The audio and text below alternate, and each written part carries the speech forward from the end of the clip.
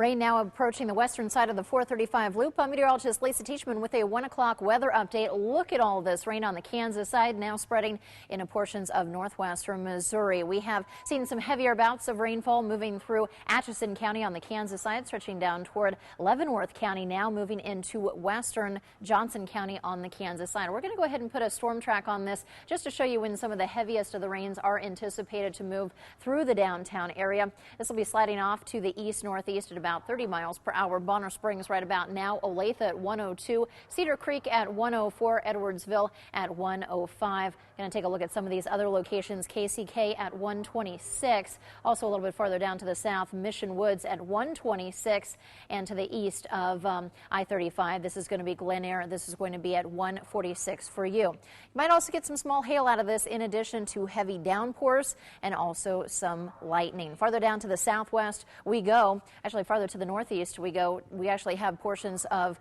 northeastern Kansas, northwestern Missouri, where we have some moderate rains here. Also down to the south, including Ottawa, Baldwin City, things do become much quieter farther to the southwest on I-35. But that's not the end of it. We have another batch of rainfall that is expected to develop near the Wichita area, slide in here through later this afternoon and early this evening. So from now until 6 o'clock, rainy rumbles expected, some small hail, and also gusty winds. Keep it tuned right here. We'll have further weather updates this afternoon. That's the very latest from the First Alert Weather Center.